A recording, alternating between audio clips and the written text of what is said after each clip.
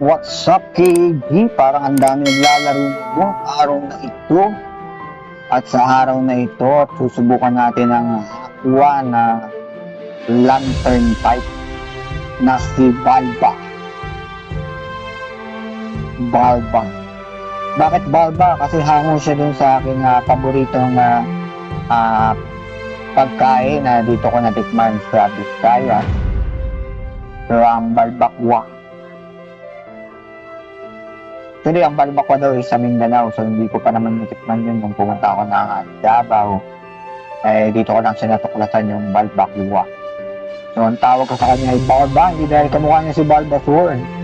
No, dahil aqua siya. Pwede rin naman na aqua pana para sa ating idol na si Etherlem. Pero, baka mamaya malasin ang ating channel. So, dito ngayong araw na to, parang dami na naglalaro, no? Online. So, dito ay pag-uusapan naman natin dito ngayon ang ating bagong-bagong buwa build at nagkaroon din ng update. So, in-install natin ito at install natin muli. Dahil tingnan natin kung ano man naging update. Tingnan muna natin pala yung sa inventory natin kung nagbabago nito. So, ganun pa rin, may dalawang aksi pa rin ako ng aqua na meron kong parehas pa rin ang stats. So, kasama yan sa ating mga feedback gathering. So, dalawang magkaparehas sa dalawang magkaiba. Ayan. So, tingnan natin ang aqua. So, para sa ating aqua, ang ating stats ay strength plus 80, and dexterity is 85, intelligence is 122, so willpower is 114. Ngayon, bakit lantern ang ating ginamit? Lantern. Yung type ba yan? Yung type? Tingnan natin. So, dito kasi ang nakalagay ay throw the lantern to the target location, then explode into a cross sheet and deal wheel plus dex. So, pag pinagsama mo yung wheel at dex, isa yun ang magiging damage ng ating flamethrower. So, parang bomba ito, granada. Granada style. Next ay ang ating Mega Flame, ang ating ultimate ng Mega Flame Thrower. Throw a big lantern to the target location, then explode into a cross shape and deal times 2 ng wheel at saka dex. Magical damage, stun enemies for 1 second on. Ngayon, sayang naman yung intelligence, no? Ang taas-taas ng intelligence, dex at saka wheel lang ang ating napakinabangan. So, bakit tayo naglagay ng intel? So, dahil dito, dun sa bubble bomb, so, puro bomba ito. Puro bomba ang ating Balba. So, when bubble bomb explodes on enemies, apply 2% magical attack stacks at poison to all enemies. So, wala pala itong poison. So, ginamit lang natin kasi dito is yung aqua na mga parts. So, pinure aqua muna natin siya. Subukan natin. Pwede naman natin itong palitan. Reroll na lang natin ito kapag hindi effective pagdating sa grinding at sa boss. So, create a bubble shower on the nearest enemy. Bubble shower. Dealing 0.5 EQ ng reason kung bakit meron tayo. So, na-maximize natin yung pwedeng yung ilan. So, may intelligence din kasi ito. This actually receives 1 bubble per hit. So, once na nakaipon ata ng 10 bubbles siguro, makakaroon na ng explosion. When this actually has 4 or more bubbles, create a bubble shower to the nearest enemy. So, ano na naman ito? Another skill na naman para sa scatter damage. This actually receives 1 bubble per hit. At Navaga, improve cooldown reduction by 20%, 0.1 ng ink and wheel. So, sakto mataas. Ng per second. So, cooldown reduction ng ating mga skills at ating bomba. So, subukan na natin. Combat na tayo.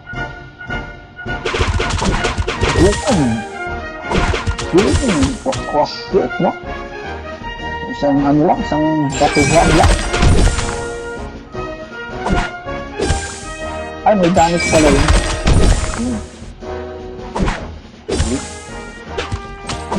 Shield lang palang nilaro ito. Shield. Bato, takbo.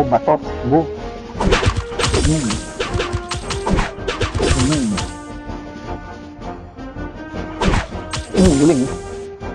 Guling yun. Ayos ba? Parang ano to, grenade launcher. Atake. So, obserbahan natin, so may dalawa na tayong bubble. Tingnan natin kung paano ubra ang ating bubble sa ating... So, para mag-generate ng bubble, kailangan tayo ma-damage ng ma-damage, kaya pukulin ng mga kaliyatan. So, pagdating sa survivability, so, tingin ko mahihirapan tayo dahil wala defense, or magical defense, or skill man lang. Ito gaya ng ating mga naunang acts. So, consider natin yung nasa modelo. Tayo, ma'am. Pero sa ngayon, enjoy muna natin ang ating pagbomba-bomba. Yung natin kung makakapit tayo dun sa ating ibong terrorist. At susubukan natin ang ultimate. Ang ultimate. So, ano siya, ang lantern is parang ano siya, grenade launcher. So, yung taga-bato ng bomba. So, malapit na tayo kay ibong terrorist. Subukan natin. So, mag-dash na lang tayo kasi tapos sa kanin. Dahil may isang kaso, sabi ko ng mga ba, hindi man lang nabitaw ko. So, palitan natin ang ating dahil hindi ubra, hindi man lang pinakita sa atin. Nabitin. Ito ba yun? Yun. Reroll tayo ng ating pre-run. Hanap tayo ng pangbuhay sa mga storage, no? Pwede rage. Nag-crackle. Bukan mo natin.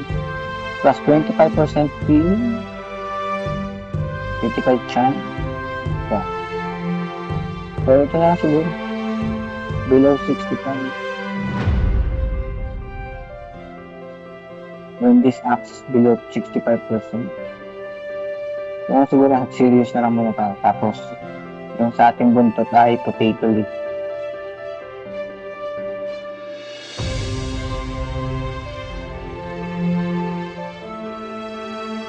Ngayon ang potato leaf yun. Bukan natin itong potato leaf. Gusto ko rin makita kasi yung bubble bomb, kaya hindi na natin papalitan. Para makita natin kung malakas ba yung bubble bomb.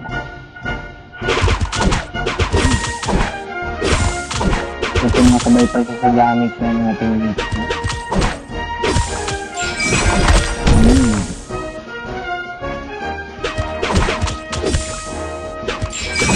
So, kung sa bumaba ang ating boom, so, doon tayo magkakaroon na regeneration.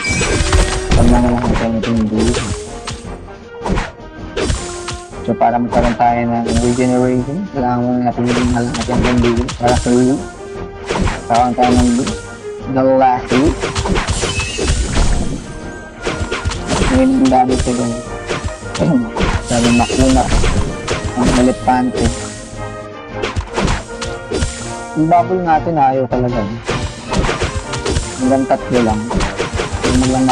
Kailangan makatagal tayo sa laban. Para kapag tayo ng mas maraming bubbles. Ang ating kudo ng ating bubble. Yun. Ang tayo na-return. Hindi na tayo dahil ang daming poison. Ilan pa.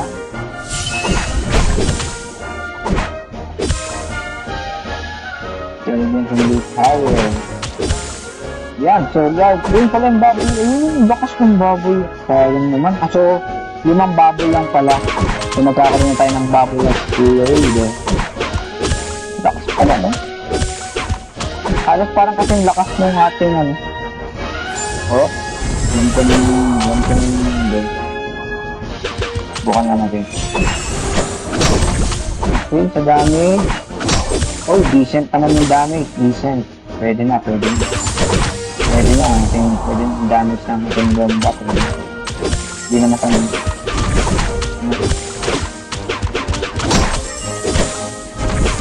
Alam ko na yung palabag. Kasi alam ko single attack na lang yung kanyang mga skill. Kaya hindi ko pa nasusubukan. Siguro sa susunod araw susubukan.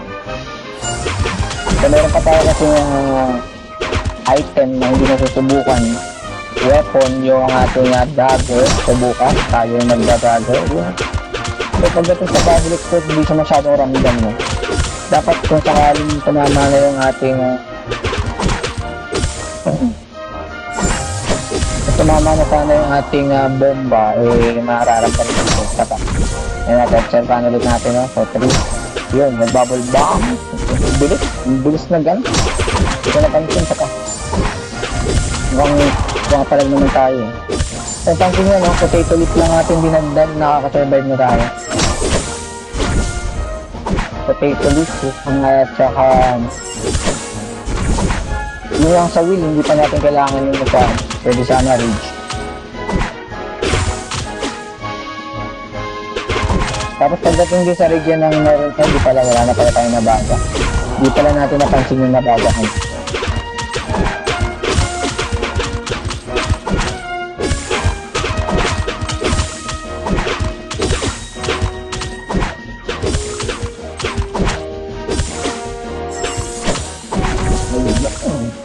Magkakabakbak ka. So bukas na pagkatapos ng ano ba? Ito ba ako nakakalimutan? Okay.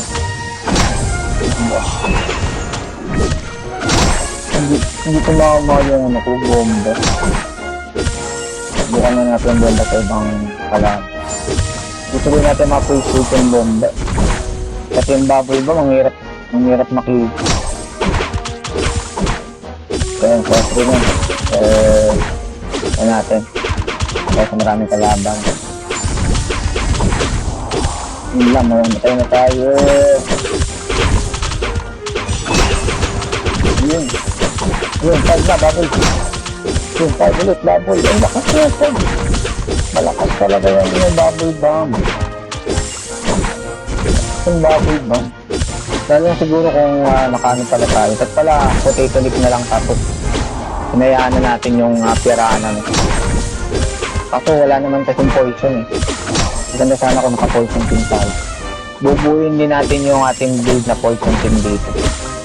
Kung ano magiging itsura natin poison team. So may napuputuan na akong weapon. Pero secret muna yun sa ngayon. Kung anong weapon ang gagamitin natin po ating poison team.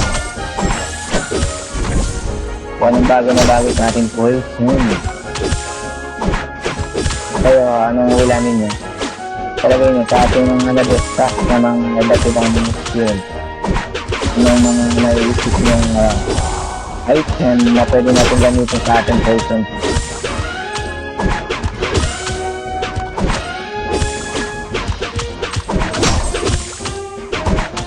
Eh siyempre tayo ay poison dito.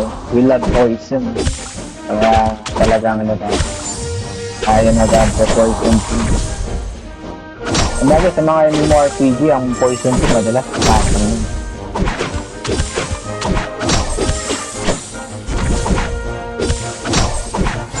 Subukan na kaya natin ito sa boss. Mukhang kaya yun. Potato leaf lang, no? So pagdating sa survivability, basta mag-ano ka lang. So ilag ka lang. No? So okay na kaya eh. Kaya natin ito sa boss. Kung kaya pa ba nito pag sa boss na ito. Ganito nagbabari rin kasi yan sa ano. So balik na lang natin yung pirana. Subukan natin kasi mukhang enjoy gamitin. Saka malalaman natin yung mismong damage. Nag-test ito. Balik natin sa run. At testingin natin sa ating mga bros. Kung ubra ba kay Kill and Bang. All time. Proper Pincer. Peacemaker, survive. Ayaw na ito, nagtampo na tuloy yan. Nagtampo na yan. Nagtampo na. Ayaw na maglumabas. Ayaw na magparirol, guys. Ayaw na magparirol. Yun, for run. Bukan natin kasi para makita natin kung mas malakas pa yung damage ng ating bubble bomb. Let's go, Palagyo.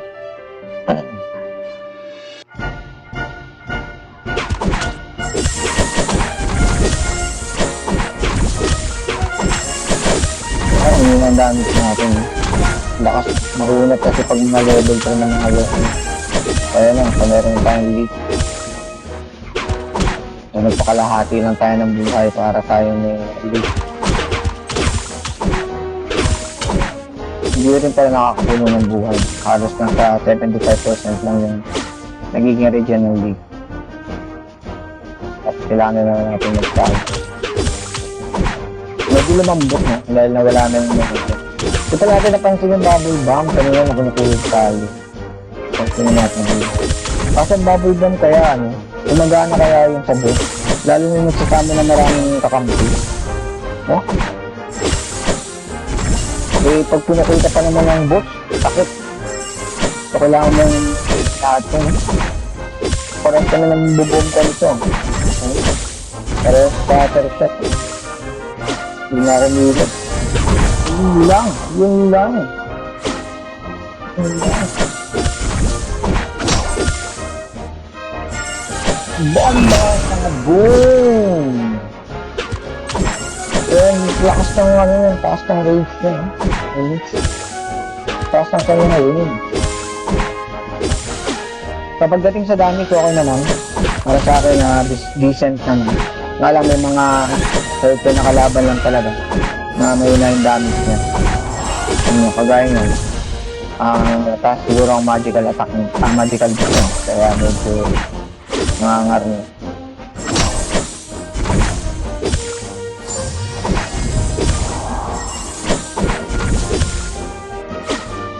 So, 3. Natin yan. Hindi pa naman mag-anak ating bubble bomb. Ito ng ating bubble 4. So 4 ng ating ito ng ating 3. So meron tayong 4. Nawala yung bubble bomb. Nawala yung bubble gum. So ganun pala siya. Pati yung mga box mong mawawala once na bagong stage. Ang gaya naman. Tapos yung buhay mo, kalahati niya. Yun lang. Ito ang papatay para sa atin. So poison pa lang papatay sa atin.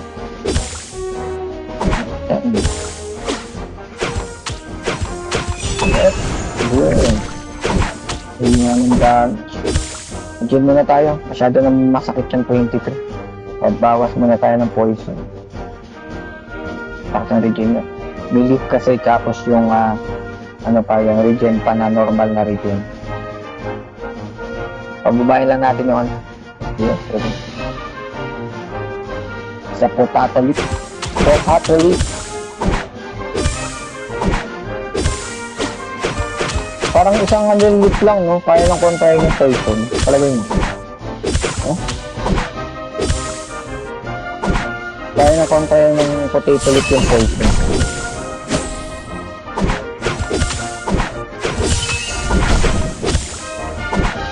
Naka-20 na naman na poison natin.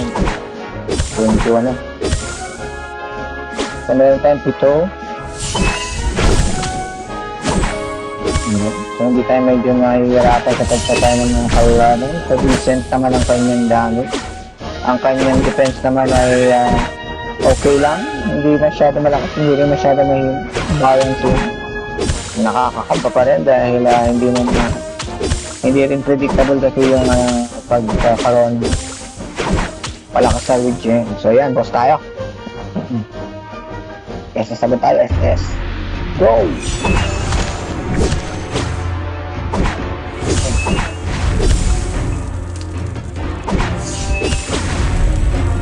Ayan. Ayan. Ayan. Ayan. Ayan.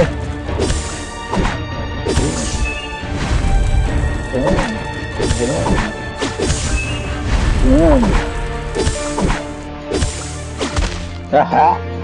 Saan ka na-technique sa'yo, boy? Hindi mo na ako maiisahan, boy. Sorry, boy. Sorry, boy. Sorry, boy. Diba? Hindi na ako maiisahan, boy. Hindi na ako maiisahan, boy. Ano? Ay, meron ko yung parang nakaka-poison siya, no? Ay, dahil ng ano pala. Okay. Dahil siguro ng tirahan lang. Tama ba? Ba't nagkakaano siya? Sorry ba? Sorry ba? Lalabas ng kanyang mga alipore.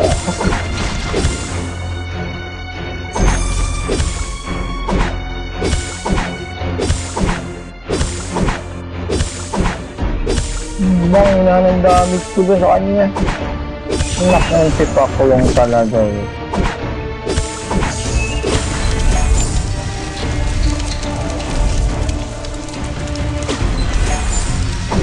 Galing.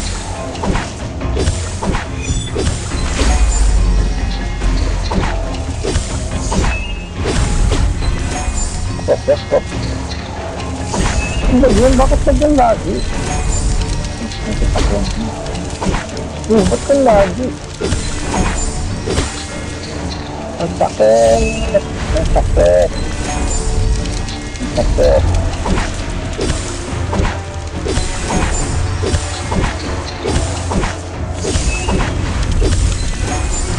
So may poison din tayo dahil pala sa pirano. So once na dumaan na tayo, nakaka-poison yung kalahatan.